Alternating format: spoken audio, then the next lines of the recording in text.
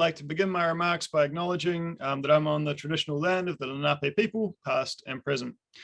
Thank you to the Critical Perspectives on Democratic Anti-Colonialism project for asking me to present my research. I am really excited to discuss it with others who share my interest in this area. My profound thanks to Bob Vitalis, Professor Bob Vitalis, for agreeing to provide commentary. Bob's work has been extremely important and influential in my own thinking about the history of the 20th century, and also very much about the intellectual field known as international relations and how it relates to the study of global politics, which is my subfield at NSSR. I'm sure Bob has been an important influence for many of the other people on this call as well. So it really is an honor and a privilege that he has agreed to do this. So thank you very much, Bob. Thank you also to everyone who is joining us today. I see some familiar faces and some new faces, so great to see you all. Thank you for your interest. Thank you for reading the paper. And I really am interested to hear any and all feedback or responses to it. I don't want to fully recapitulate the paper, but I do have a few slides just to orient the conversation. So I will share those now, and hopefully I can share them and you can see them. So I wanted to start with this chart here. It's from a 2018 paper by Spencer Dale, who is the chief economist at BP, and Bassem Fatua, who is the head of the Oxford Institute for Energy Studies. And just to discuss what it is, to start with the black line, this is the historic global demand for oil. And as you can see, it generally marches steadily upwards, at least in aggregate, with a couple of notable exceptions following 1973 and 1979, but really with no discernible impact from the increasing scientific understanding of the peril that we place ourselves in by continuing to burn ever increasing amounts of oil and of other fossil fuels. On the right-hand side, you can see projections made by various institutions for what will happen to oil demand in the future. Now, this is from 2018. It's obviously pre-COVID, and it's also before the International Energy Agency, the IEA, produced the Net Zero 2050 report that I discussed in my paper. The type of scenario that IEA report envisions, however, which is to say one with no investment in new production, is represented here by the bottommost black line. You can see that trends sharply downward in distinction to all the rest of them. And if you extrapolate that line out to 2050, it would hit somewhere around the 24 million barrels a day of oil that the IEA report forecasts. So it provides a good idea of the kind of shape that they are talking about in comparison to other projections. The third point to note is that if this line ever does reach zero, the area underneath it will be the total overall global demand for oil across all time. And that is also a good approximation for the total carbon emissions from oil across all time. I say approximation for the reason that not all oil is combusted, but nevertheless, because carbon dioxide stays in the atmosphere for a long time, oil that was combusted in 1935 or 45 or 1960, the carbon dioxide will remain in the atmosphere. So in terms of the amount of climate change that oil will cause, it is the area, the ultimate area under this graph that will give us that number. So I think that means for anyone who cares about avoiding dangerous climate change, there is a strong incentive to pursue policies that move us as much as possible towards that bottommost black line and towards a world in which the area under the graph is as small as possible. That kind of shape, bringing us in the direction of the blue arrow there. That kind of shape is historically precedent. So you can see here coal consumption in England and Wales steadily growing over several centuries before declining sharply. Although I would also note that what is making up a lot of that decline there is oil and gas. But there is that kind of precedent. However, when we come to look at OPEC, not only are they not pursuing policies in line with the blue line, but in fact, they're doing the opposite thing. They're trying to pursue policies in line with the red line there, which is to say, push the line outwards as far as possible, which will have the consequence of making the area under the graph larger. So how do they do that? And this is just a very quick sketch, largely by maintaining the price of oil in a narrow, well, not in a band where it's what you might call a Goldilocks level.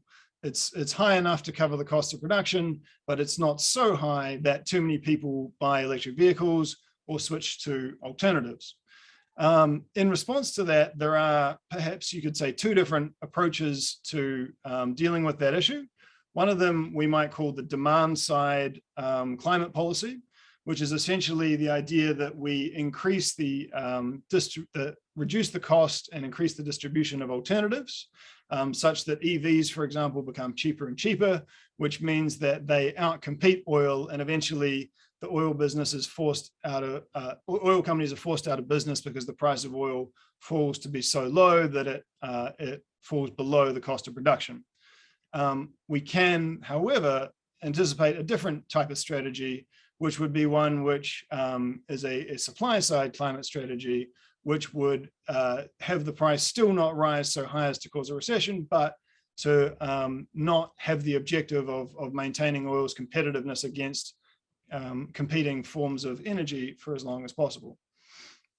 So the question becomes, is there a politics that could form the basis for an OPEC policy that was based on the blue line instead of on the red line? And my answer to that question is that yes, there is. And indeed, it is the same politics that was instrumental to OPEC's creation. So to run through this very quickly, I won't do the entire detail, but we have here the biographies of Juan Pablo Perez Alfonso from Venezuela, Abdullah Tariki from Saudi Arabia, and then also some events from the rest of the world. We see Perez Alfonso born in 1903, Juan Vicente Gomez seizes power in 1908 and rules for a long period after that. Oil discovered in 1922, a failed student uprising against Gomez in 1928, in which Perez Alfonso participates. Gomez dies in 1936, inaugurating a decade of tumultuous politics in which the possibility of Venezuelan democracy emerges. Shifting to the center column, Tariki is born in 1919 amid the wars of Saudi unification, travels to Cairo for his education in 1933. We see oil discovered in commercial quantities in Saudi Arabia in 1938. And then in 1945, Tariki travels to Texas, which is the same year that a coup in Venezuela leads Perez Alfonso to a ministerial role for the first time. And then on the right-hand side, you can see various key moments in the evolution of oil conservation in the metropole, including the failed Anglo-American petroleum agreements of 1944 and 1945. Then zooming in on the key period from 1945 to 1962, you can see in the green here on the left, Perez Alfonso's first term in government, including his important policy of taxing Western oil company 50% of the profits of oil. And then you can see in the pink as that policy spreads across the Middle East in the early 1950s. However, Perez Alfonso was forced into exile in 1948, which is around the same time that Tariki returns from the US to begin working for the Saudi government. In 1953, Ibn Saud dies, inaugurating also a tumultuous decade of politics in which the possibility of democracy emerges, unsuccessfully in this case. And then in the brief period between 1959 and 1962, Perez Alfonso and Tariki have the opportunity to work together as ministers responsible for oil, and they do so, and the creation of OPEC is one of the most important consequences. Then in 1962, Crown Prince Faisal executes his counter-revolution. Tariki is forced into exile, and Perez Alfonso retires from politics soon after. That's obviously a very, very fast and sketchy overview of the history, but I do think that in terms of understanding moments of global political change, the change that happens in relation to oil policy between 1945 and 1960 is profound. And I think it is therefore understudied as a basis for thinking about contemporary global political theory, and particularly environmental political theory. And as I say in the conclusion, it is clear that democratic, anti-colonial, and conservation politics can be combined into a coherent and transculturally compelling ideology that provides the basis for international cooperation focused on an intergenerational responsibility to rationally manage global oil resources. That being the case, it seems worthwhile to consider how this ideology might once again be utilized in the face of climate change to generate alternative policy futures for the organization that it was central to creating. That is a very brief summary, and I look forward to Bob's commentary and comments from everybody else as well. Thanks very much. Thank you. That was great. So you just want me to talk? Is that basically it? And I won't do it too long. So about 2 years ago, a friend of mine, Giuliano Garavini, published a new history of OPEC, the rise and fall of OPEC. And I was tasked with organizing the round, or writing an introduction to the roundtable on H. Diplo, about the book, a book I love, and I was working closely with him on it.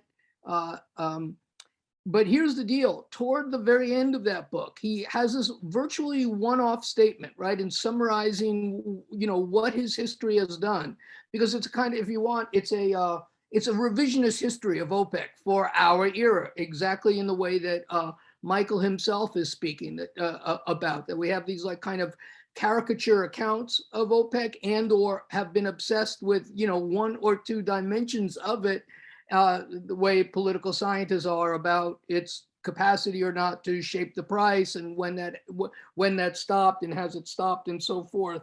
But in Giuliano's books, argument is that we've missed a lot. We've misread the history a lot, right? And I hear that in Michael's presentation. And we don't understand why OPEC actually is important. And his argument is something like we could study it as an organization, and then the throwaway was one should look to it in terms of a future of oil conservation during a time of energy crisis. Now, I had no idea what he was talking about there. It was just a throwaway line, right? And when I received the entries for the H. Diplo review, there was one by this guy, Michael Dobson, who ran with that argument. And I now came to understand what Giuliano was talking about. And Michael can tell you, I immediately wrote to him and said, thank you very much. This, has really made my life better. And this is the smartest thing I've seen in a long time.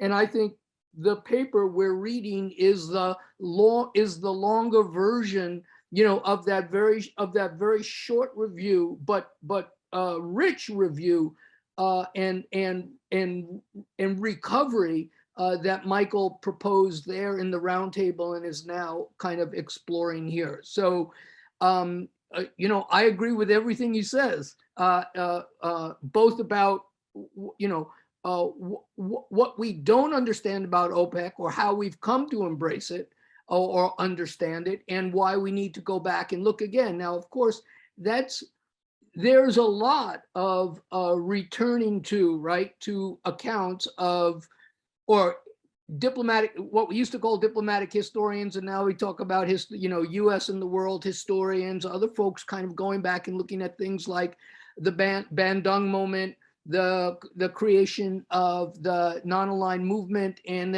especially the NIEO, the New International Economic Order.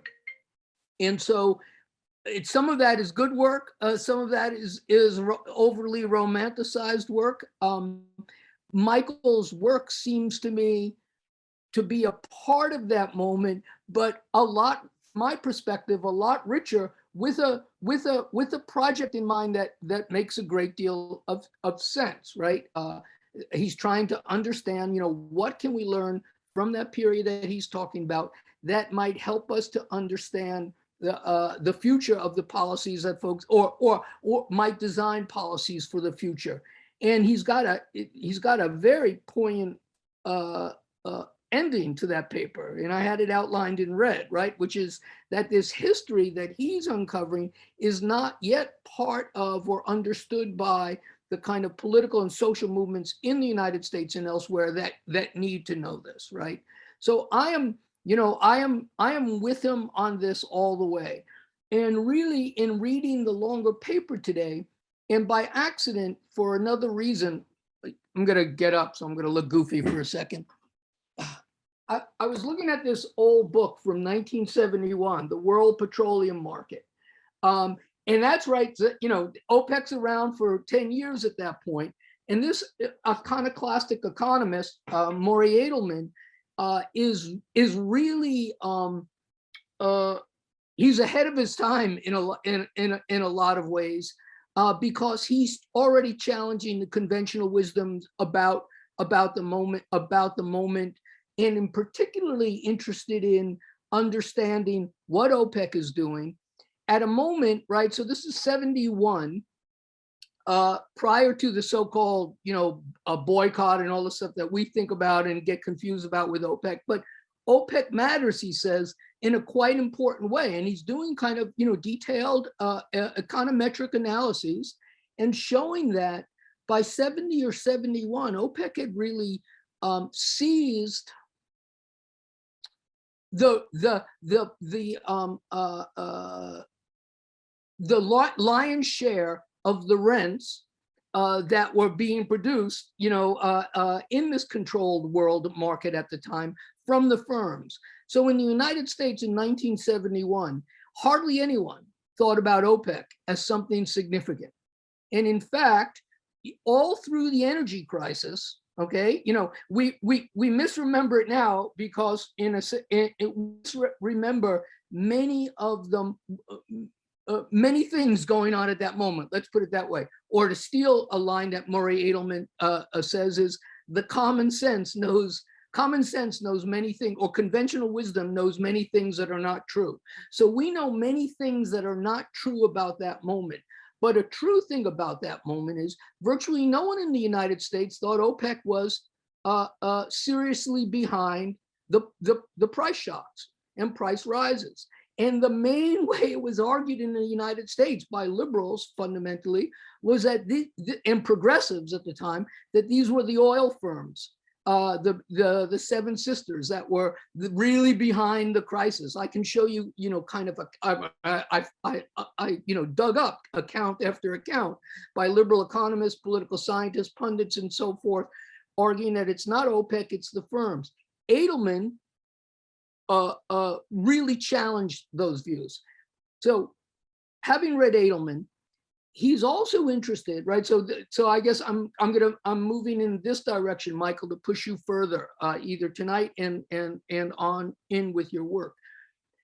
So you use TIPRO, or you use the Texas Railroad Commission in that earlier moment, right? Because everyone understands that people like Tariki and Gomez knew about how U.S. states were, shaping world oil prices, or shaping oil prices and shaping production at the time. But that's in the United States in particular, right? TIPRO's working just in the United States. And there's a set of firms that also matter in this story in a way.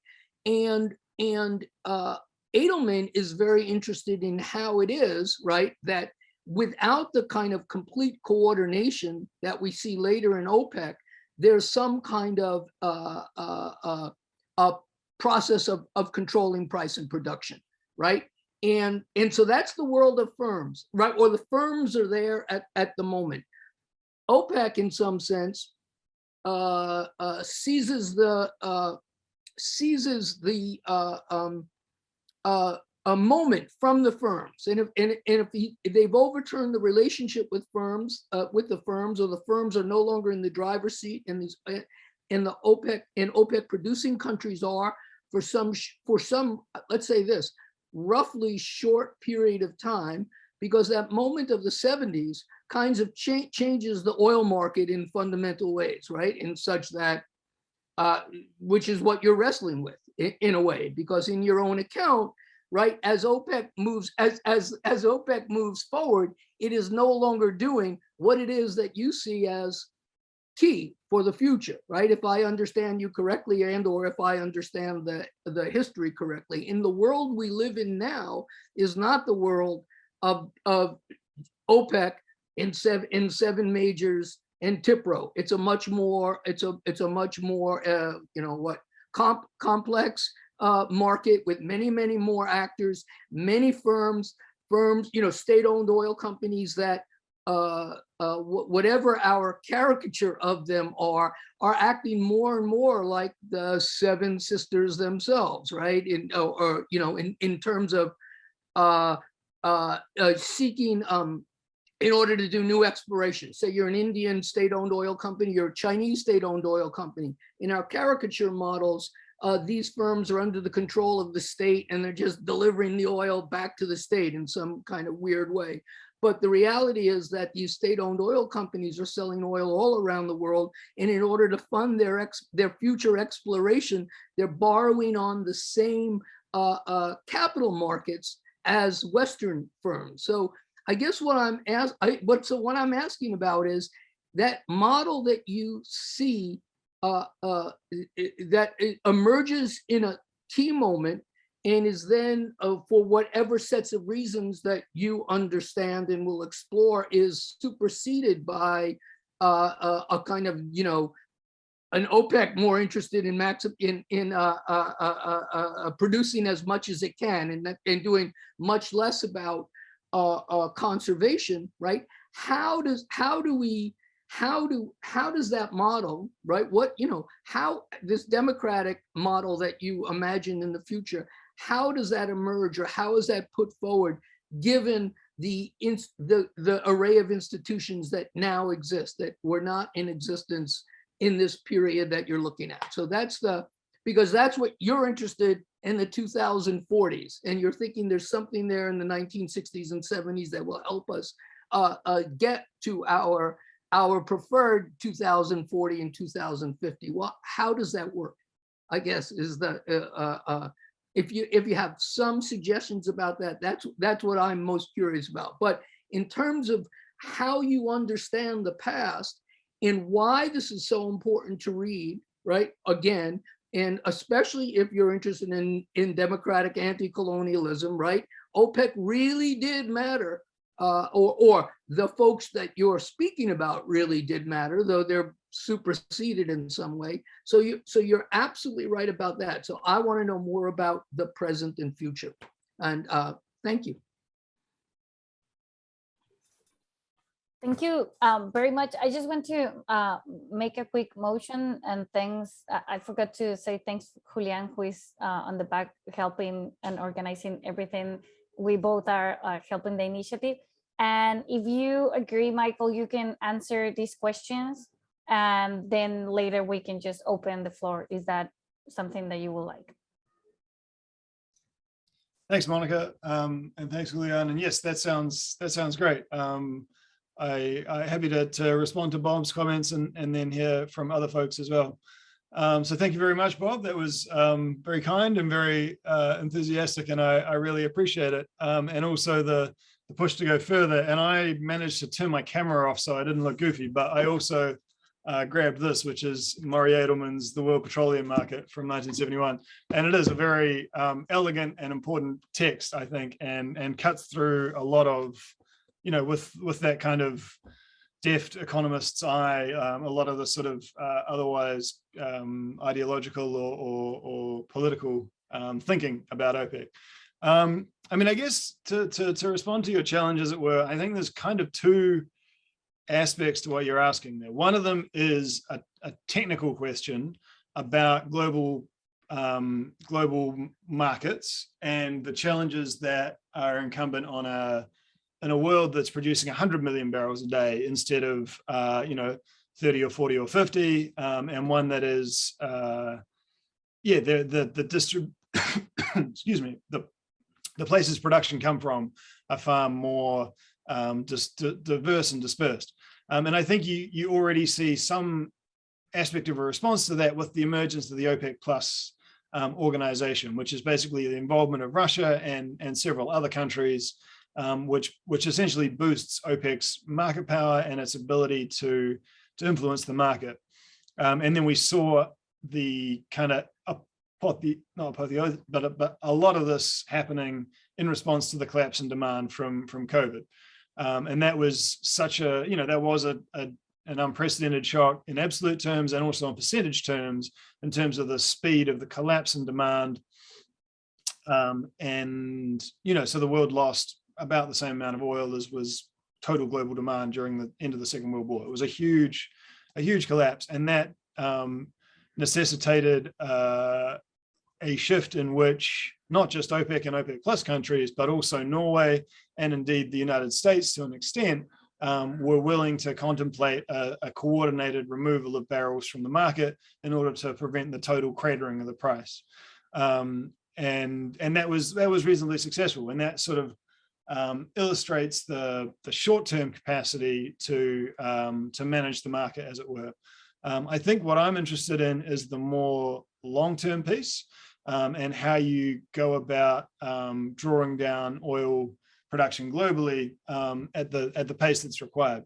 So I think that's a technical challenge, and I think it does require an expansive view of cooperation, which is why I think, notwithstanding what we might want to say about the politics of some of the countries that are involved in OPEC plus, the idea that there could be a global oil manager and that would expand to include progressively greater numbers of producers is, I think, from a global perspective, something that is a step in the right direction. And one of the points I make is that I do think that it might be more productive to start thinking about OPEC as a responsible international organization that we would want to make claims on, rather than trying to sort of pretend it isn't there, or sort of wish it out of existence, because I think it's there. It's the actually existing oil supply manager that exists in the world, and so I think as a purely pragmatic point, it needs to be the institution which expands and takes responsibility for the global interest in ensuring that we don't have a really long, large area under that graph that I was talking about. That's a technical question. I think there's also a political question. And you talked about this in terms of the final couple of lines of my paper. And this, I think, goes to the importance of people who care about climate change starting to care about the oil industry. And I think there's a huge amount of animosity, I think, between those two cultures, between the climate activist culture and the oil industry culture. And I think there are understandable reasons for that animosity. And there is important archival research on the role that oil companies have played in preventing the scientific consensus about climate change emerging. So there are certainly reasons for those cultural disagreements. But I think that if we're going to think seriously about supply side climate policy, that culture, those barriers need to start to be broken down, and people who care about climate change need to start looking at the oil industry, to my mind, in a way that Perez Alfonso was looking at the oil industry in the 1940s. And if you read his speech in 1943 on the occasion of the passing of the petroleum law in Venezuela, he's incredibly critical of oil companies, right? Like, you could not find in terms of the rhetoric, you could take something from the Sunrise Movement and line it up with what Perez Alfonso was saying, and the sort of level of vitriol is equivalent, right? But Perez Alfonso's prescription is very different. It is instead to go into the oil industry and start to try to manage it in a way that responds to the interests of the Venezuelan people. So I think that is a political thing that we can get from the history there. And I was going to say one more thing about that politics. Yeah, but the creation. I mean, Perez Alfonso was a university professor, and he really went so far as to create an oil company. Like the first national Venezuelan oil company was essentially a pedagogical project. It was created by Perez Alfonso so that Venezuelans could learn about the industry, because the oil majors had deliberately prevented that knowledge. And Chris Dietrich is really good on this, on the ways in which the international firms deliberately didn't educate people about, or the people in the producing countries about the nature of the oil industry. And I think you see a reflection of that today in the oil industry press, which is, for the most part, paywalled behind really substantial paywalls. There is like an important and kind of vibrant discussion that is going on all the time about oil policy, but the vast majority of us never see it because it's paywalled at a level which is, if you're an oil company, you can have access to that journalism, but if you're not, you don't. And so I think instead of sort of, so that way I think that the politics is really critical, that you can look at someone who is immensely critical of an oil company and the behavior of the oil companies, but didn't respond with sort of just attacking them, but actually thinking about how you would take over them and run them with an eye to a more progressive democratic outcome. So I think that would be my initial response to that provocation. Thank you very much. Robert, I'm not sure if you wanted to just respond very quickly, or we just open the conversation. No, I'd love to hear, rather than me geek out on this paper, I'd love to hear folks who are not, kind of thinking, folks who are thinking about the future, how they want to engage it. Michael is right about this. So, and the animosity,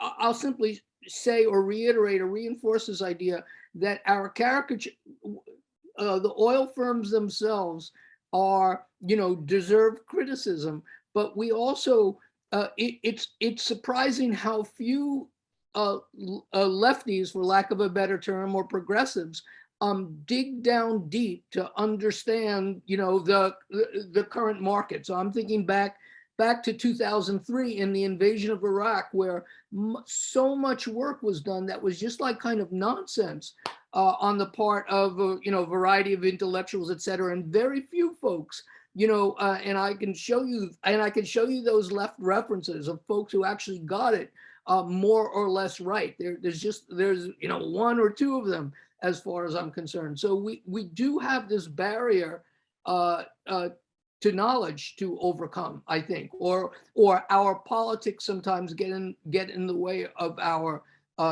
knowledge. So, but thank you, Michael, and I can't wait to hear what other folks have to say. Now we open the floor. I saw one question in the chat, but I just wanted to ask Malti if wants to jump in just to ask directly the question.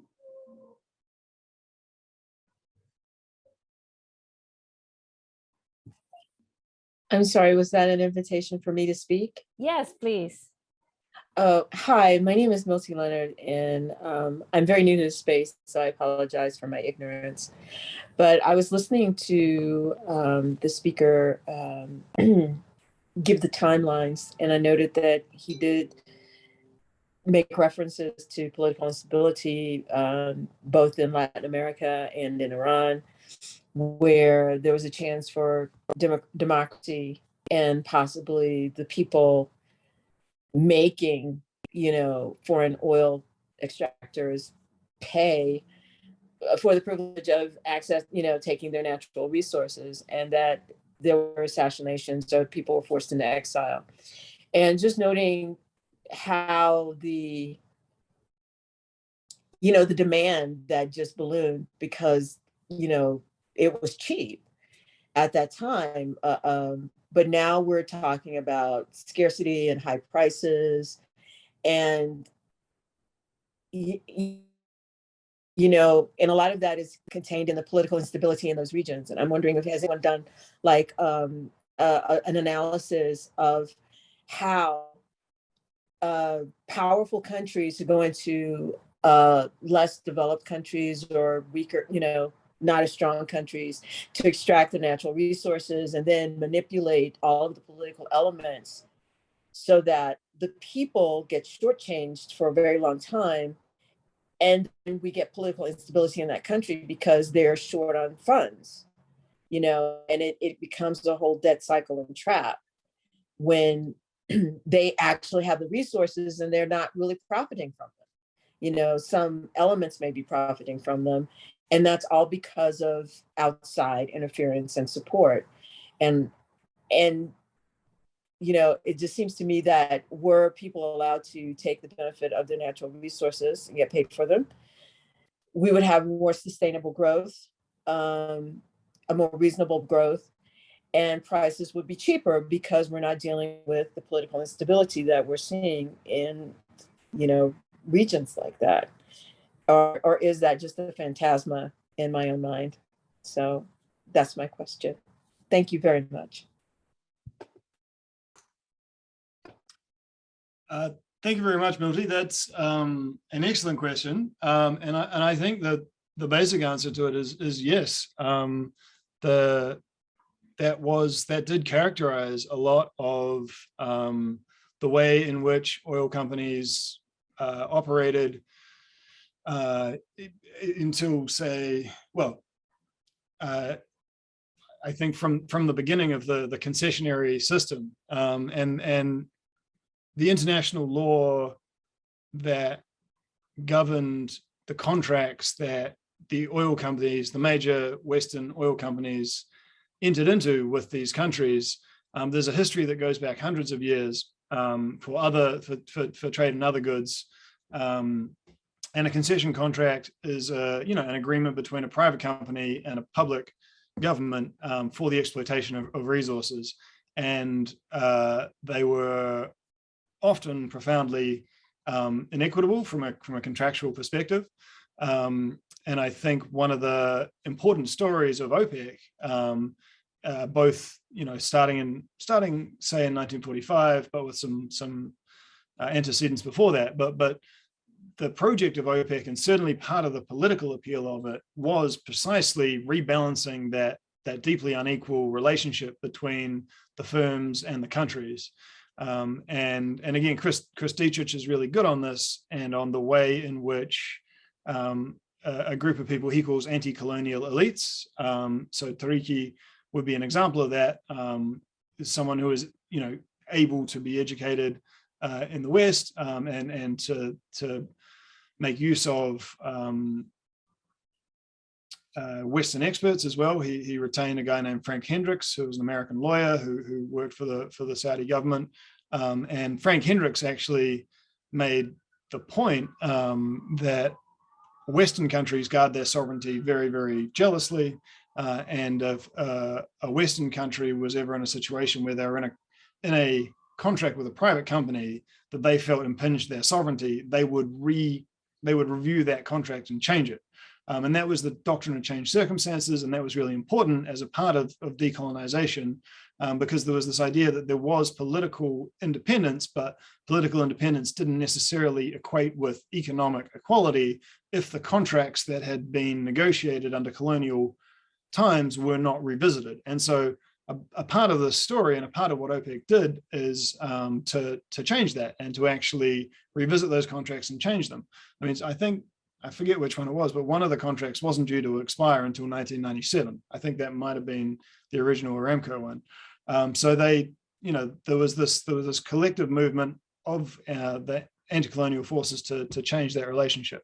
And then just quickly on Venezuela specifically, I think an important aspect of thinking about political instability in Venezuela actually has to do with the British Empire, and particularly with Trinidad, which Trinidad and Tobago was only achieved independence in 1962.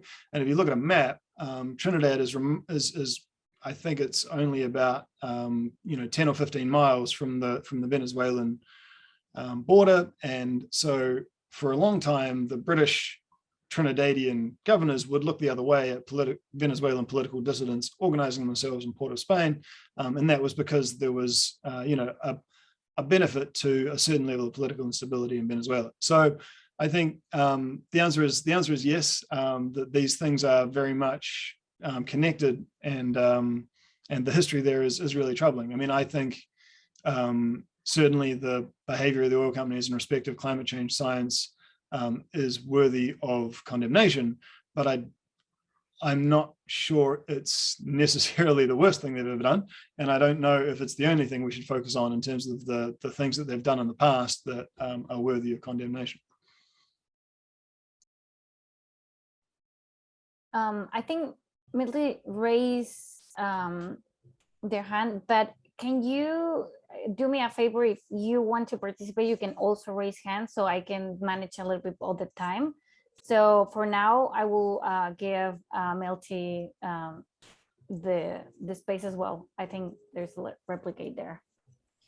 Thank you. I just wanted to do a follow on. You know, and the reason I ask that is that it's not just here in the energy space where you're seeing that, it's also in a lot of other markets as well. And in particular, I think you can also say the European colonization of the Western Hemisphere can point to that as well. There, you have displacement of peoples, you have the stripping of natural resources that impinge on indigenous ways of life that make the societies, you know, that can lead to societal collapse. And so there's a, you know, from, I'm asking, like, has anyone defined a paradigm of this is what happens when we, the West, quote unquote, go someplace else that's not considered the West because they have a natural resource that we want. This is what we do, and this is how it messes the whole thing up for everybody. You know, it may not be an immediate, there's always the presentation of immediate gain, but there's really no cognizance about what happens after 20, 50, you know, years when everything's been disrupted. And I just wanted to know if there was any kind of paradigm that had been defined on that, you know, that is higher than this energy space. Thank you. And that's my last question. Thanks very much, Milty. I'll jump in, and then certainly if Bob wants to add something, very welcome and should do. And I think the answer is yes. And I think actually some of the most interesting way to think about this is not actually from the Western perspective, but actually recovering the critique that was developed by anti-colonial folks themselves in the 40s and 50s and 60s. And so again, Christopher Dietrich's book, Oil Revolution, is, you know, he's a Western scholar, but he's writing about the critiques, and they were, you know, like very robustly debated and created and rich and drawing on a lot of scholarship that was really very much driven by anti-colonial movements and people in the third world in the 40s and 50s and 60s that assessed the and it, you know, but also part of a tradition, particularly in Latin America, of the criticism of foreign investment that goes back into the 19th century. But yeah, I mean, I would say that one of the best places to look for that kind of assessment is actually to the intellectuals of the anti-colonial movement. And just really quickly, you know, a friend and ex-student of mine, Theo Ria Francos, has a book called Resource Radicals. And what she's looking at is the indigenous movements in Ecuador and their response to productivism and the kind of resurgence of this idea of conservation, right? Radical conservation, and, you know, basically arguing the movement to keep oil in the ground, right? Or just, you know, to rethink the model that will make Ecuador viable into the 22nd century, I guess. And that's, you know, that's the kind of view that existed at the point, one view that existed at the point that Michael's talking about again, and that is just treated as craziness, you know, now by most, you know, developmental economists and so forth. Either crazy because, you know, it's dumb to do, or crazy because it's not reachable. But Thea tries to show how these are smart critiques by politically savvy folks in Ecuador itself, for one example.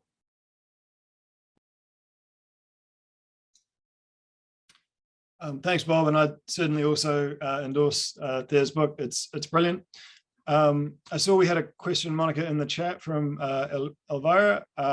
So I guess reply to that, and yeah, assume everyone can see it. But yeah, the question around the relationship between authoritarian modes of government, democratic modes of government, and the possibility of embracing a decline. And it's a very acute and good question. And I think I can't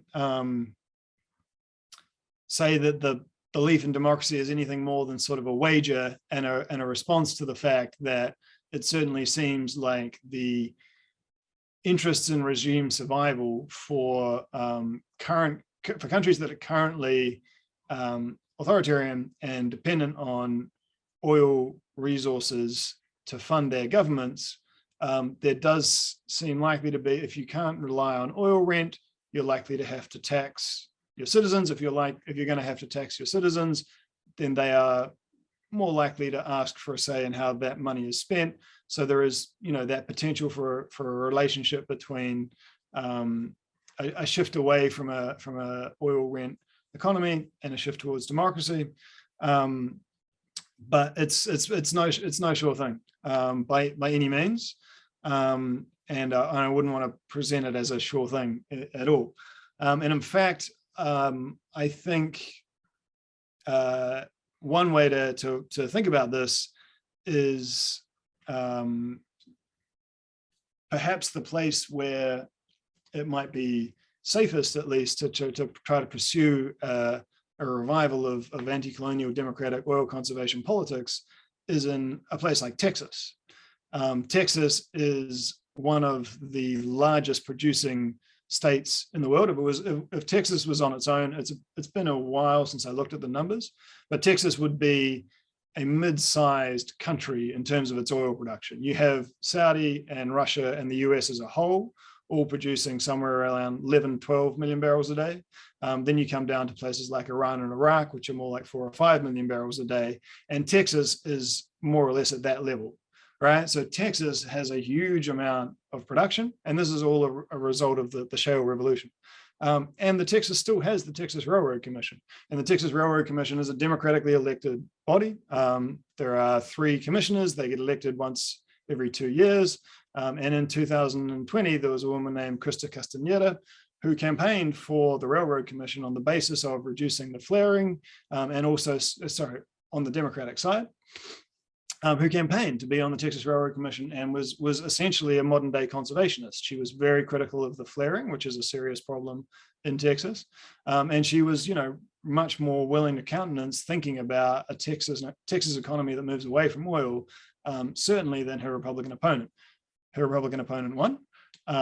She didn't win, and it's a difficult space for Democrats to win in Texas, certainly. But if you wanted to compare the difficulty of being a Democratic oil conservationist in Texas to to doing it in some other parts of the world, that would be a place where you could start, I think, with a level of personal safety at the very least that you wouldn't necessarily find in other places. But yeah, I think that to me is a place where that question could be tested, Elvira, to come back to your question about whether or not, because it is, and Perez Alfonso's biography as well is a testament to this, right? Like Perez Alfonso throughout his career was trying to convince the Venezuelan government not to increase oil production, right? He was consistent with this. He had the principle of no más concesiones, no more concessions, that he stuck to. When he was in exile, he wrote to the person who was in power while he was in exile and said, please don't do any more concessions. And the guy ignored him and issued new concessions and increased oil production. And I think that has been the story for subsequent years in Venezuela, right? So Perez Alfonso, I think, demonstrates the difficulty of trying to, even in a democracy, a functioning democracy, to have a populist basis for moving away from the oil industry. But that politics exists, and he very assertively pursued it for his whole life. And so it exists, but yeah, there's by no means a sure thing. Thank you very much, Jay. Yeah, thank you for the paper. I'm excited to read it in this latest form. And I guess though that is my question of how those of us, because I mean, there's definitely a sort of statement of people concerned with climate change need to be able to speak the language of the oil industry and understand, and sort of enter into this management space in a certain sense. But I guess my question is, one, how you overcome the sort of power imbalances, both in terms of entrenched power of, generally not leftists that run the oil industry, as well as the sort of knowledge imbalances that come along with that of, we're going to have to learn the game in order to get in the door, in order to play the game, in order to beat the game, in order to win in this 25-year window that we have. And that seems like a pretty tall order, especially when it seems like, as you're saying, there's no guarantees, but it seems like there is sort of an argument that some sort of anti-colonial democratic, moment is necessary. And I guess I'm personally wondering how, if moving directly to the management is putting the sort of the cart before the horse, to use a non-vegan metaphor, of sort of saying because I feel like if a lot of the other political theorists are right, and we are in this sort of post-democratic moment in the resurgence of sort of a populist right around the country, it seems like even less likely that we have that power to sort of enact change through management within the structures that exist than we might have even 10 years ago. And I guess I'm curious what you would say to, and you're more knowledgeable about this than me, and I'm hoping you have an answer, because my answers is usually we're doomed. So I'm hoping you have a better answer than that, but how we overcome those issues, and whether or not some sort of, democratic left challenge to, the government that we have in existence now is necessary before management can even be successful, or if you think management can actually jump over that step to, essentially keep the world churning long enough that we can actually start to tackle those issues, if that makes sense, what I'm trying to say. Thanks very much, Jay. It's very nice to see you. And yeah, I'm not sure I can provide the answer that you're looking for. I think the sense that we're doomed is not a foreign one to anyone who spends any length of time thinking about climate change. I think we're, there's going to need to be some fundamental shifts somewhere. And I'm not saying that what I'm talking about is the only one or the necessary one. I think it's a possible one, and it's one that I don't think has been explored as much as some others. And I do think that taking what you say about the challenges that we face, there nevertheless seems to be, to me, a serious democratic movement in the United States and in other countries for action on climate change. So I do think that passion to try and do something about this is there and can be a force. It waits to be seen whether or not it will be a force strong enough to get really meaningful legislation passed in the next few weeks. One hopes that it will be, but I wouldn't be quite as quick perhaps to dismiss the possibility that radical democratic movements for stopping climate change exist. I suppose what I would say is that there maybe needs to be a greater sort of educative effort to have some of those movements think about some of the possibilities that might come with, taking over. I mean, it's all very well to put the, the chief executive of ExxonMobil on trial in The Hague for crimes against humanity. Whatever the merits of that may be, you need someone to take his job, right? And then and manage Exxon from while he's in the dock, as it were. I think that an entirely antagonistic approach to the oil industry isn't going to necessarily be enough to get rid of it when the extent of the infrastructure that exists, right, is larger and more complex and more interlinked today than it has ever been. So I think part of this is looking at that with clear eyes and recognizing that, that the scale of the challenge is that we have to have a, it would be great to solve this problem in the next 10 years, but I think we have to have a plan for the next 30 years. And I think that is, like thinking about breaking up a monolithic understanding of the oil industry to actually recognize some of the points of tension and the struggles that have gone before in terms of how it exists and how it works. I do think that that's an important part of a broader movement to try and end fossil fuels.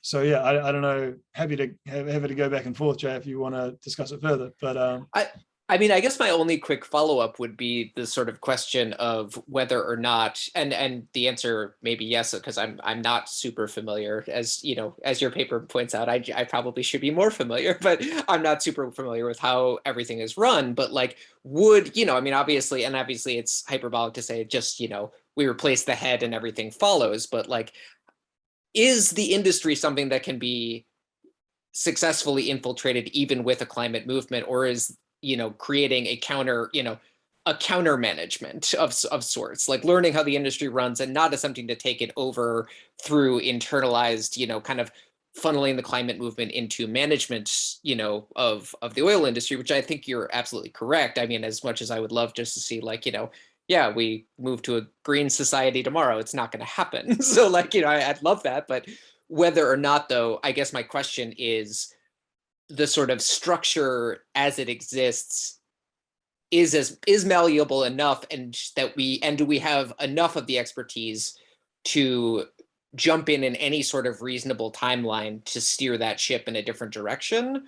Or would, an entirely new form of management be necessary? I guess is sort of what I am kind of getting at. Not that management doesn't need to happen, because I think that part I was absolutely convinced by, but whether or not it could happen within the institutional channels as they exist.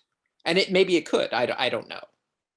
Yeah, I mean, I think, again, it depends on what you mean by like a fast enough timeline, right? But I do think that the changes that happened between 1945 and 1960 were reasonably unthinkable in 1945, right? Like if you had gone to, if you had said, I think, to Perez Alfonso or to Tariki that, in 1945, that within 15 years, they would be getting together with other oil producing countries to create an international organization in order to do this. I mean, actually, Perez Alfonso, they may have believed in that vision, but I think common wisdom would have been like, you're nuts, right? And it was a seriously, for people who are trying to do what they were trying to do, it was a seriously intimidating thing, right? Like, these were the biggest companies in history.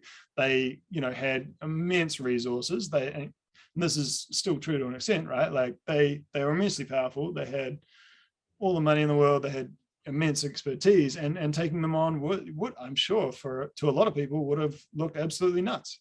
And so, yeah, I mean,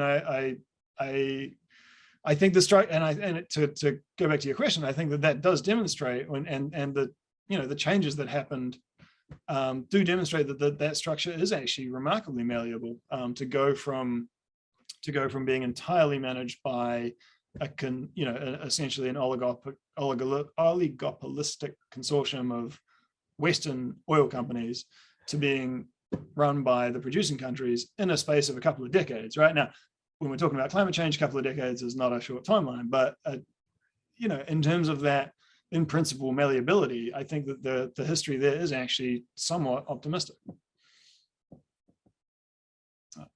I'm gonna give the space to Daniel. Thank you very much, Monica. Can everyone hear me? Hopefully okay. I'm calling from New Zealand, and as such, the Wi-Fi is a little bit in and out.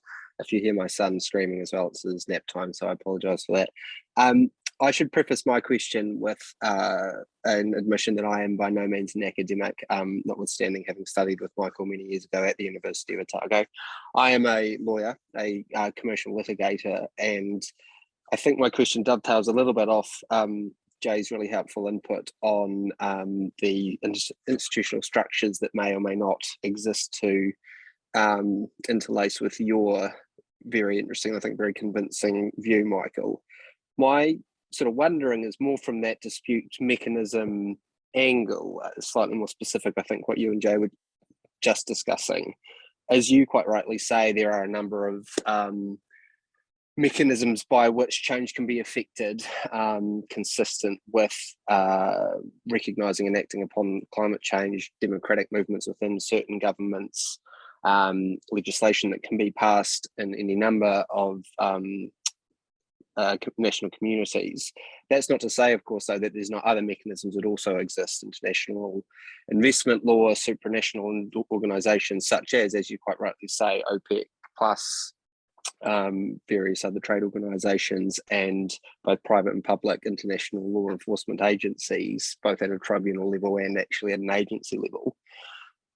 It doesn't pay to list all of those now, but I suppose the question I was thinking about is, do you see any of those, Michael, as sort of fit for purpose in terms of the inevitable moment where a dispute is going to rise on this? This will be a bumpy path. Something is going to give eventually, perhaps not the pipe dream of the chief executive of Shell or BP being put up at The Hague, but do you see there being a forum or a particular aspect of the existing institutional structures we have to resolve those disputes as being more appropriate or more effective than another? And I suppose the point which touches a bit more closely on your paper is, would that answer change were OPEC plus to have an epiphany and the rest of the world also have its epiphany and recognise its position as that anti-colonial democratic institution?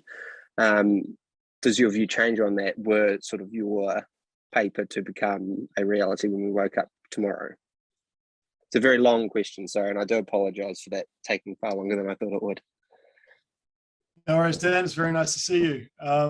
And thank you for the question. I think, yeah, in terms of international investment law specifically, I think more like this was an area that OPEC was really important for changing, right? Like the doctrine of changed circumstances was, you know, you have a contract, but it was under colonial circumstances. Now it's not colonial, so we need to change it.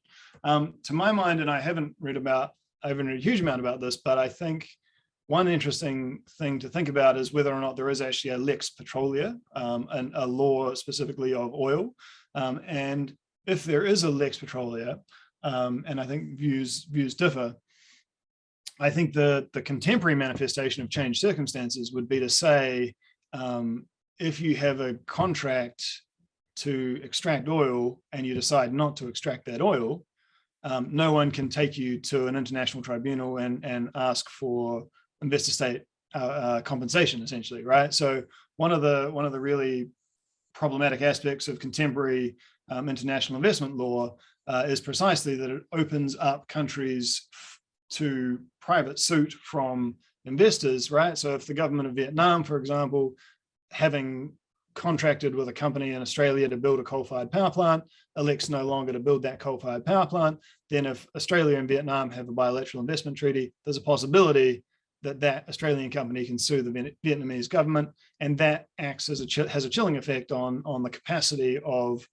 national governments to cancel fossil fuel projects, right? I think that is a clear and present danger to the transition, and I think an OPEC of the type I'm thinking about would be the kind of institution that would say no, right? Like international law needs to again evolve to recognize changed circumstances, and one of those is that there can be no financial penalty for electing to leave fossil fuels under the ground, because the global interest in doing so supersedes any private claim that a company might have, and I think to make an argument that could be made, to invest in fossil fuel production after the Paris Agreement was signed in 2015, when countries all agreed that they would move away from, move towards a net zero world.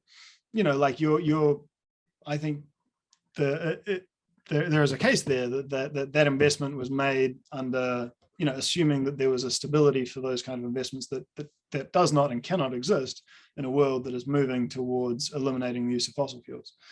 So that would be one more legal point for you there, Dan.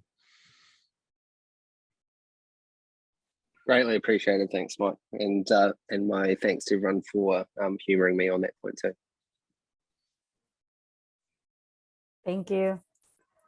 I think myself had a question if nobody wants to jump in.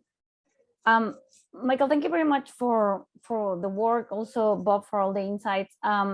I was wondering with the conversation, I'm non-familiar with, this is like the first time that I read something like that, but I was wondering two things. One, it's related to the role. I mean, there's been, in different themes, I specialize in migration. And for example, there's a huge, like a big discussion in terms of governance and how countries need to share responsibilities and needs to actually acknowledge their responsibilities on the creation of the conflict, but also on what are you going to deal with this people fleeing violence and many other things, right? Even, for example, there's all these critical discussions in terms of how you actually produce a conflict, like in Central America, and then you get rid of them, and you actually didn't even consider these people as refugees because you actually are producing the conflict, right? So that's just one thing in terms of what are the role of other countries and the shared responsibility in this, like besides OPEC. But and I was wondering in this question, because I was thinking about Mexico. I'm from Mexico, so I have a clear idea of not clear idea, but we've been dealing with petroleum, and it's like the sort of income. And for example, I was wondering if you have a comment in this particular situation that Mexico just bought this Deer Park in Houston, the refinery, in May 2021, after this very unfortunate situation that happened in Texas, but also in northern Mexico. And there's a lot of discussion also in Mexico towards how the Mexican government is actually going into investing in all these resources, the refinery. They have like a big project. So I was wondering what, and I was also thinking, the other thing that Bob came to my mind is the situation, for example, in Ecuador. And I think it's very important to understand how even the rhetoric that they're using is not only we need to keep oil in the ground because you are actually displacing people because you are trying to get that resources and that's my land. But the other thing is they are actually raising the concern that the international community needs to be responsible. International community needs to pay Ecuador to keep the oil on the ground. So this is something like risky, probably that nobody will do now, but it's something that we need to put into the table. And I'm thinking now with the question and the conversation also with Daniel, how, for example, in the case of Mexico, some government agents that they were actually dealing with this, with buying Deer Park, they were actually saying that the contract didn't allow them to actually sell it, so they bought it. And it's also about an international contracts, commerce, and other kind of elements that doesn't allow them to actually not produce that. So I'm thinking on the one side, on the one hand, countries that they actually are arguing that they need the resources to keep on going their economies, keep on bringing money.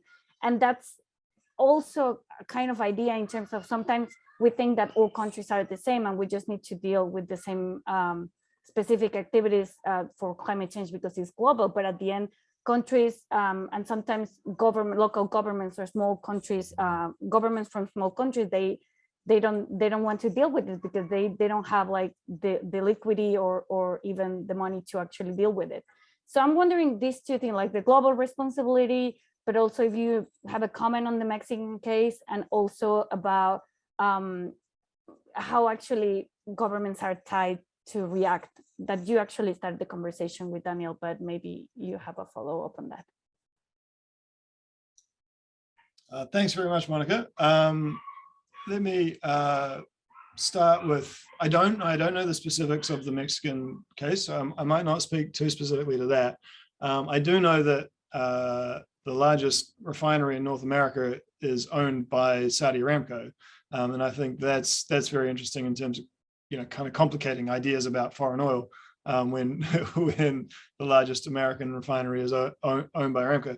But I think the Yasuni, the Ecuador point, and the idea of like what the global responsibility is for keeping fossil fuels in the ground.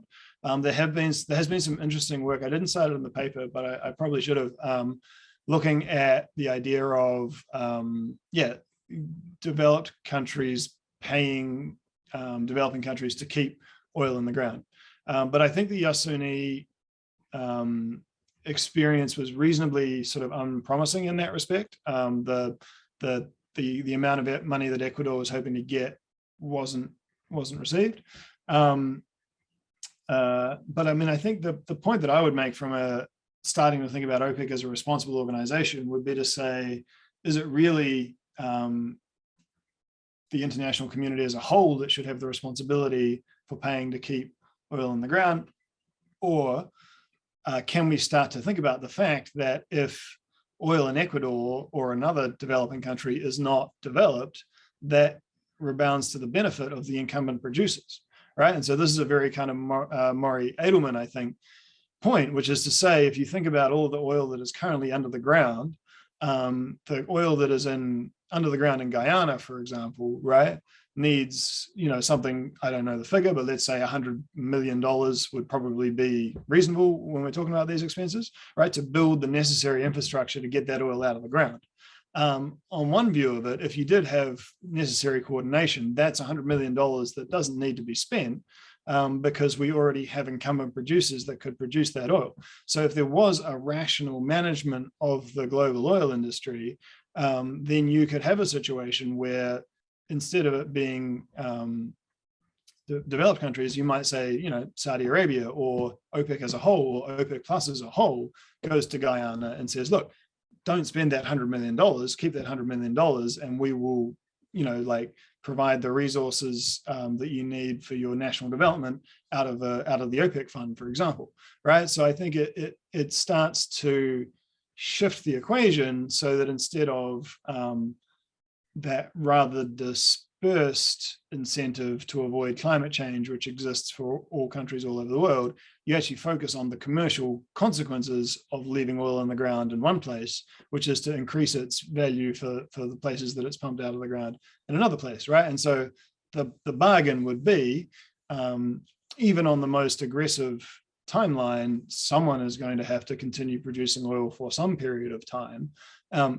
The countries that currently produce it are entitled to continue to do so, but on the basis that they compensate other countries so that they don't, and so that we actually, produce. And to the Edwin point, right? Like that is actually achieving the most, not just sort of the best climate outcome, but also the most economic, right? If you can avoid investments in unnecessary infrastructure, that's actually economically advantageous to a very kind of traditional econometric view as well.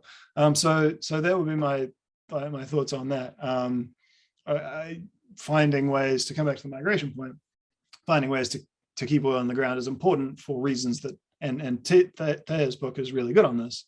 Oil extraction doesn't only have negative consequences for the atmosphere and for climate change, right? Like it has consequences for displacing populations, and it has really negative environmental consequences, particularly in places like Nigeria, where flaring and oil spills have been terrible, right? And I think that gets to the different level of safety regulations and responsibility that oil companies have if they're operating in a developed country or in a developing country. So I mean, I think that's an important point as well. I'm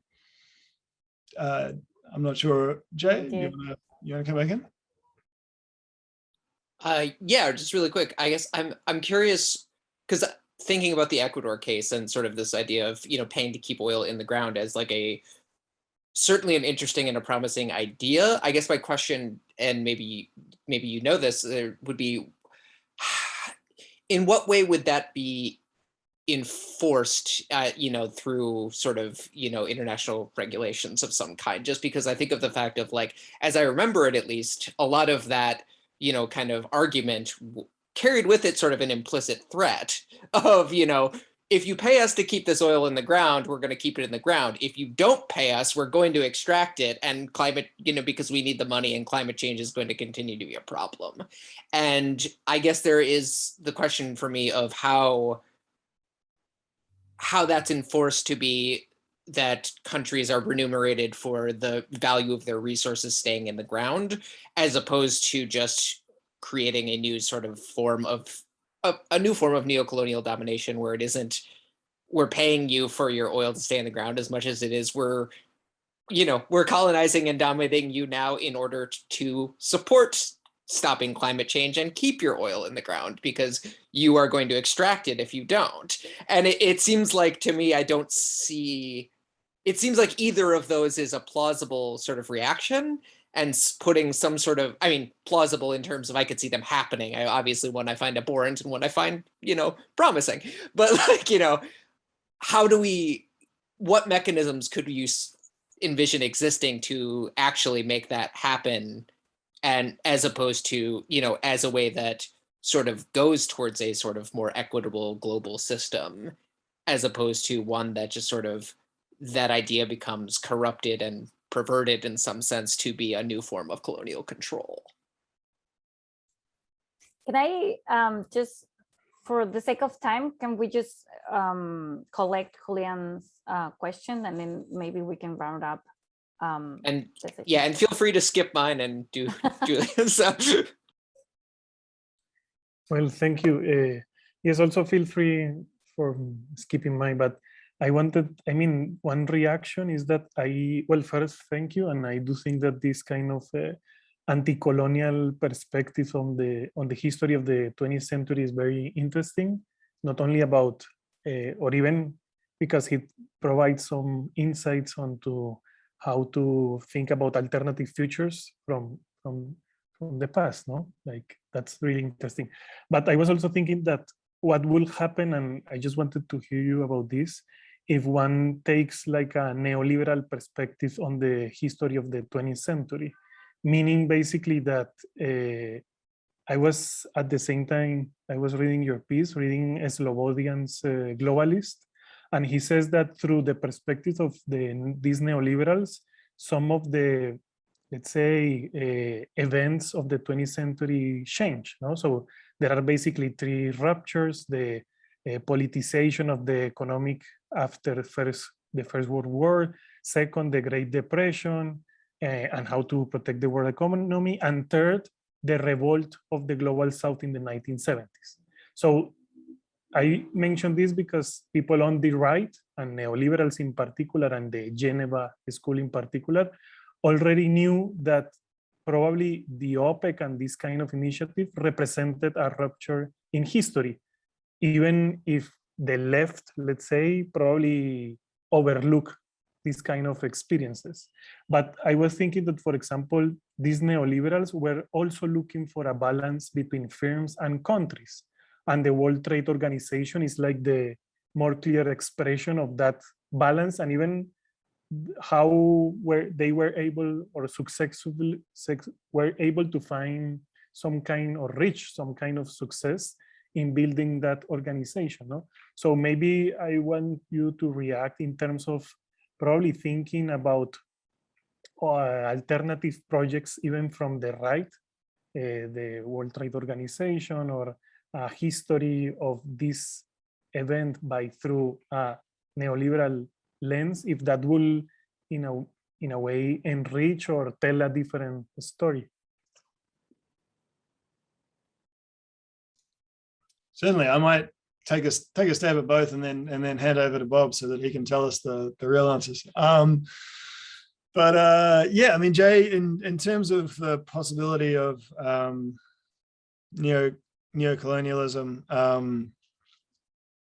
I mean, yeah, I agree, it's a danger. I don't know, I mean, the idea of an implied threat kind of operates in relation to any emission reduction that you're trying to achieve, right? Any payment for emission reductions is on the basis that under a business as usual system, those emissions would have been emitted, right? So there's an obvious moral hazard there, right? Where you can have someone say, you know, like, I will, they're not planning to cut down a rainforest, and then they get paid to not cut down the rainforest, right? Like that's a moral hazard. There's a possibility that the emission reduction would have happened regardless of the payment. And I don't think that's a problem specific to this. That's a problem specific to trying to keep something out of the atmosphere as opposed to trading in a good that actually exists in the world. So I think that, yeah, there's no way around that difficulty. In terms of the possibility of it being an excuse for colonial impositions and things like that, yeah, I think it would be naive to answer in any fashion apart from saying that that is a risk and one that should be constantly front of mind, and that there's you know, there's no easy answers for how ideas and movements don't get corrupted. Or if there is, and there's a secret to it, please do let me know. But I think you know, sort of a fidelity to humanism or whatever you want to call it is the only sort of defense that I know of for that. Leon, in terms of your question, I think that's kind of interesting in the sense that, well, what I think is interesting about that and the perspective of the right and maybe metropolitan thinkers and things like that, is that what OPEC is doing is eminently familiar to, well, maybe not the individuals, but the firms, the large oil firms, right? Like basically they were doing it, and then now OPEC does it, right? So from a technical perspective, it's actually remarkably similar. From a cultural perspective, there's a very clear dividing line, because it was a very contentious process by which, you know, it went from being the firms who were in control and managed the global oil market to OPEC doing it. So again, I think there's a difference there between the technical, right? Like, so I think if you kind of, I don't know how you do it, but like a blind test, right? If you sort of like put this to economists as a blind test without the immense cultural baggage that comes and political baggage that comes with OPEC in 1973 and, you know, decolonialism, Henry Kissinger, all of that, right? Like if you just did it as a blind test, right? Like this looks like a reasonably, you know, sort of technically similar thing to what was happening with the big oil companies back in the period before OPEC came to prominence. So again, I think the answer there is perhaps more cultural than it is technical, and yeah, that'll be my response there. But very curious to hear if Bob has any thoughts. No, I guess I just coming off of you,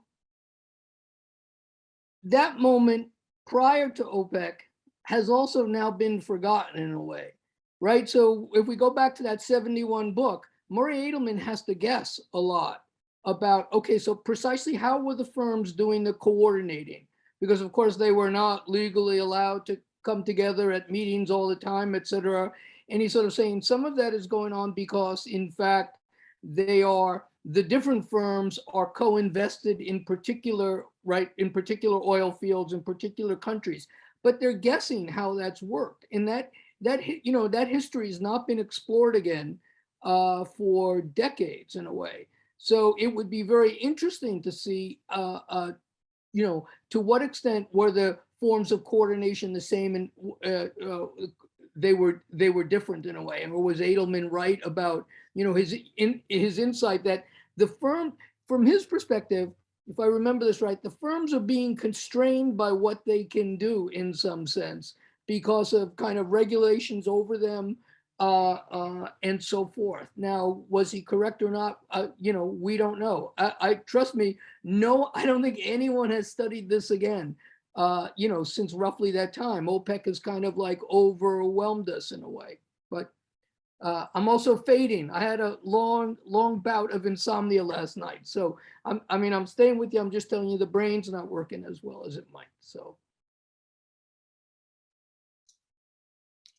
No, I think it sounds like this might be a good point to wrap it. I might just make one final comment, which is my own experience with archival research.